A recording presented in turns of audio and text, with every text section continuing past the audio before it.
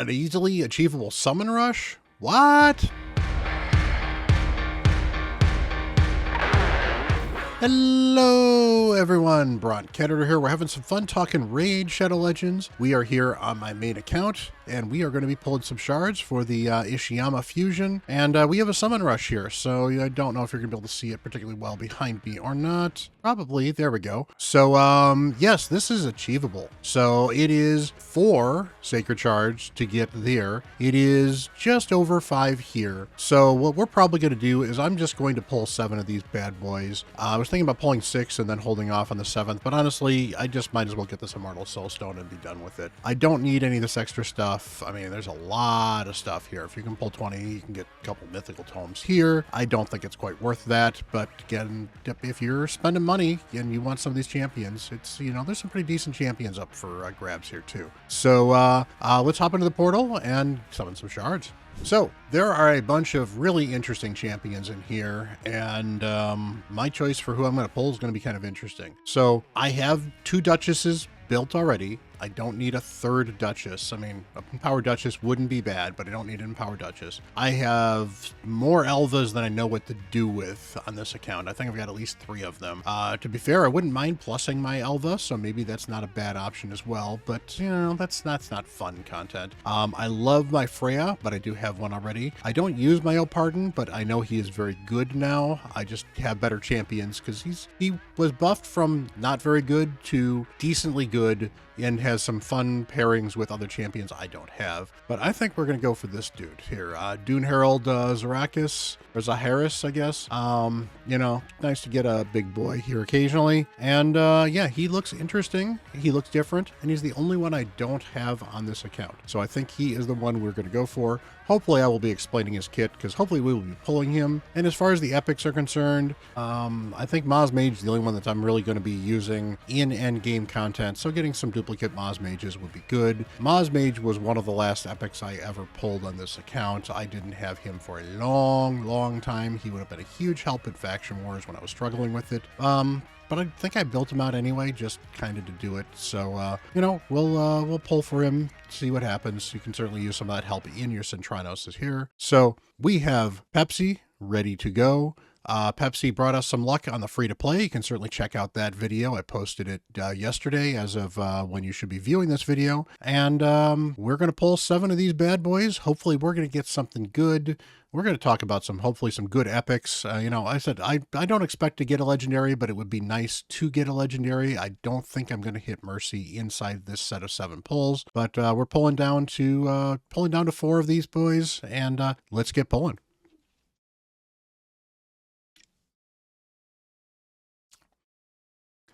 Arndulf, not bad. He's got an A1 Provoke. He's got an AoE Weaken Fear. It's okay.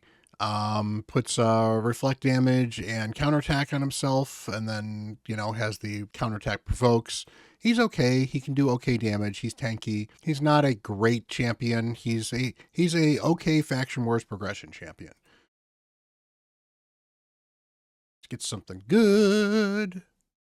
Ooh, Vogoth. I love me a Vogoth. Vogoth is great. I have 2 of them built. I will definitely be empowering both of them. Vogoth, a pair of Vogoths is nice to have. So if you get a Vogoth, don't empower the first Vogoth you get. Keep both of them.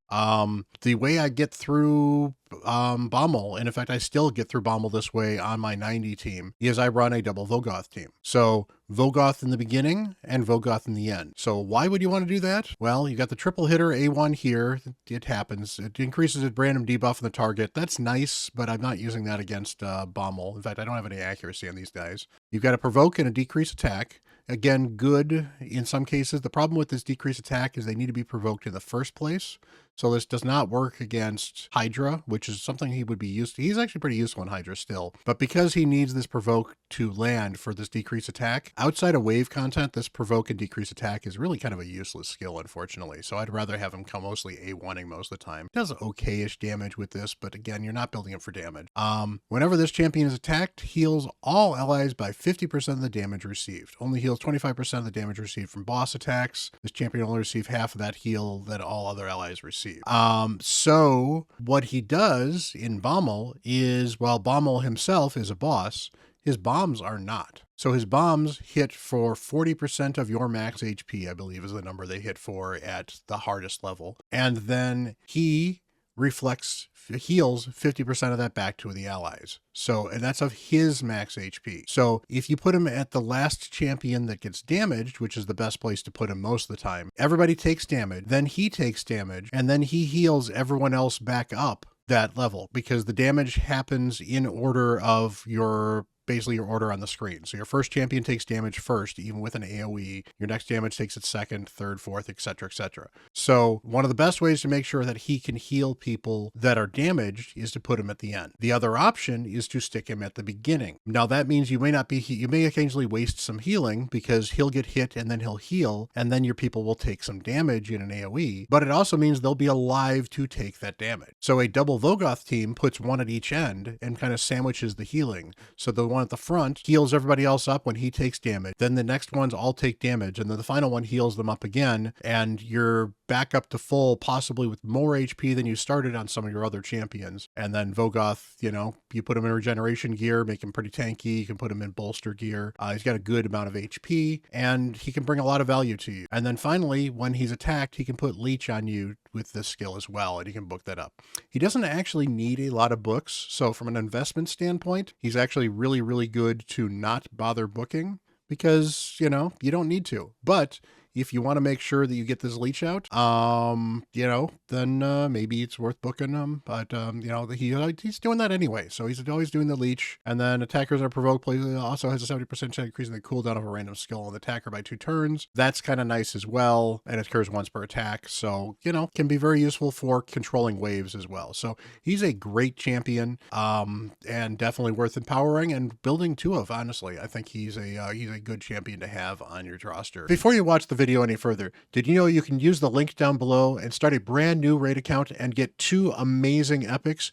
You can get Rector Drath. You'll get her right from the start, right after the tutorial, and once at level 15, you will get yourself an Ugo. Rector Drath is an amazing support reviver. She will heal your team. She will give you perfect veils to protect you. She will throw decrease attack up there, and she has a revive, making it very easy to get through in the early game. And then on top of that, Ugo, you get at level 15 again, is a wonderful support champion. She does decreased defense, she does block buffs, she does healing, she does cleansing. She is an absolute great champion. Very helpful early game, very helpful at end game. They are very good champions in Hydra. They are very good champions all over the game. I use them regularly on every account that I work on. They are great champions, and you can get them for free. But not only that, but in the first 72 hours of your account, you can use code Monkey King to get Sun Wukong, or you can use Supreme 6 to get yourself a Supreme Gallic. Both are amazing legendary. Supreme 6 is a Void legendary, so go for Gallic, I suspect. But you know what? Either one of them is absolutely amazing. Start a brand new account today. The steps are very easy. Log out of your Polarium Play account on PC, or simply uninstall Polarium Play. Create a brand new account using the link. Download from there. Run the install. It'll start up Polarium Play, and boom, there's your new account. If you are on Android or iOS, if you've never played before, you can download using my link and get the same benefits as well. It is an absolutely amazing way to start a brand new account, be it a free-to-play, be it a high-spend account, whatever you want to do. It helps support me, it helps get you into the game, and it's a great way to have some fun. Now let's get back to the video. All right, we got some more to pull. Let's see if we can get something interesting. Giscard the Sigiled. I like this dude. He's not amazing, but he's not bad. He's another good Faction Wars progression champion. I'm kind of personal to him, though, because I had him on my Faction Wars clear, I believe, and he does a decent amount of damage. So he's got this increased attack and increased defense on a 3-turn cooldown, 5-turn if you don't book it. 5 turns, kind of math. 3-turn makes this actually a pretty good ability. Then he's got an AoE, 50% chance, bookable 75% chance of provoke. This could be useful in Hydra. He does put a shield on himself equal to 25% of his max HP as well. So basically he's provoking and then protecting himself. And this can actually smack pretty hard as well. And since he's not actually doing any ally protection, you could certainly build him with some crit damage and crit rate if you wanted to. And then finally, he's got the A1 here, does decrease attack. So nice to get extra decrease attack out there as well, even if it's not a great chance for it. And fills his champion's turn meter by 15% when they're attacked by an enemy under provoke or increase attack buff. So he basically gets additional turns as he provokes people that are attacking him. So overall, great champion. Not great champion, I guess, but very good champion, good for progression. Like him, he's been actually helpful on my free-to-play as well. I do need to invest a little bit more into him, but he's been one of the banner lords that's actually moved the needle for my free-to-play as well, so that's been nice. Cool. Oscaril, love this dude. We'll speed this up just a little bit, but he's got a stun on the A1, AoE stun on the A2. It's a 75% chance. Doesn't need a lot of books for this as well. 6 turn, bookable to 4 cooldown, removes all stun buffs from all allies, and then puts an increased defense and increased resistance on all allies. And he's immune to stun as well. And he does extra damage when attacking enemies under stun. So good champion. Love this dude for some wave clear in Centranos. Very good for progression and faction wars as well. I would have loved to have gotten him on my free to play. There's a legendary.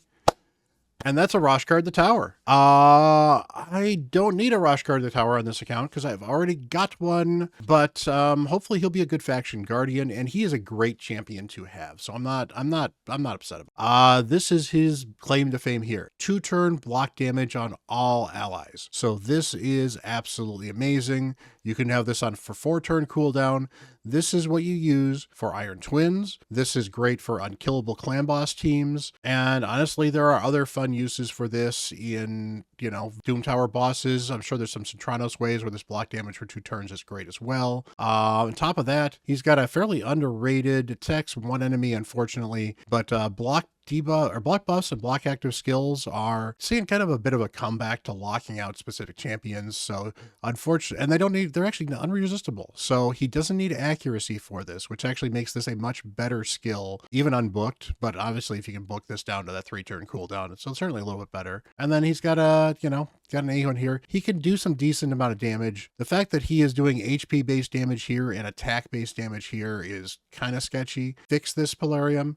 It's a minor fix. Just simply make this scale off of HP. That's the only thing that you really need to do. Roshguard is a good champion. He doesn't need to be a great champion. He's got a place in the game, and that's great to have a legendary. It's got a place in the game. He does also have a really good 33% HP aura in all battles. Cannot complain about that. So yeah, he's not going to move the needle on this account, but it is nice to get some gold.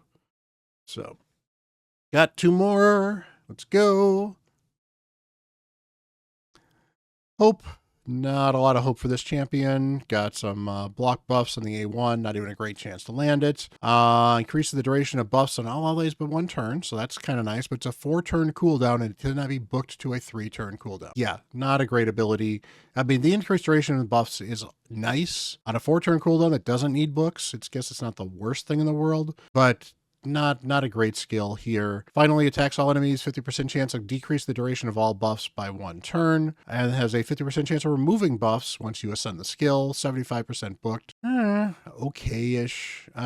This is admittedly maybe slightly better than I expected. I know she was not great. I still don't think she's a great champion. Probably not something I would invest in for the long term. Might move the needle on a faction wars champion very, very early on if you got her, but probably not somebody I would invest heavily. And a faction crypt, that's a nice aura for factions, but it's not a great one. So, all right, last shard pull. Let's go.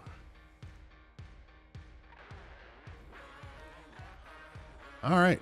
We managed to dodge the raid up epic, which is pretty impressive. Got ourselves a marksman. Marksman, yeah, there are better high elves. Attacks one enemy, places a poison. If the attack is critical, at least it's guaranteed poison. And then 25% chance of granting an extra turn. That's not horrible. 30% chance with that. Attacks one enemy, fills the turn meter of all allies by 20%. Not horrible. 25% chance of inflicting a critical hit, but he needs a critical on this first skill to do it, so you're never going to build it with less than the maximum amount of crit rate. So that Ascension Bat doesn't make that. It attacks 4 times at random. Each hit ignores a 35% defense. This sucks. Why does this... 35% chance of ignoring defense. That's weird, but yeah, it sucks. You can't rely on this. You can't rely on who you're hitting, and you can't rely on how much damage you're going to do with this, which is why he's not a great champion. Speed in arena by 20%. I would rather have a 19% all aura, and yeah, not a great champion. So hey, we should be done with the summon rush. Let's go check on that quickly. And yeah, we got everything we needed, and then some. Ooh, 6-star speed lift as well. Those are nice to get. So hey, we are making some progress on the fusion here. So we got that run. You know, I've got this done here. Well, let's see where I'm at, just so you guys can take a peek. We are at Ishiyama. We are at 45 fragments right now, so we are almost halfway done with the fusion, and we still got some events to work on this weekend. I do have the classic arena I have to certainly spend some time working on. But yeah, I don't need to do the ice golem anymore, and I can actually back out of a dungeon diver or two with this account now as well. Gives me a little bit of ease of mind of making the fusions. So hey, thank you, Polarium, for actually making this summon rush attainable. Definitely appreciate that, and I know plenty of players appreciate summon rushes that are actually attainable and easy to get. So hopefully you guys got some great champions. Hopefully you had some wonderful shard pulls, and you know, let me know what you hit down below. And until the next video, I'm Bront CatHerder.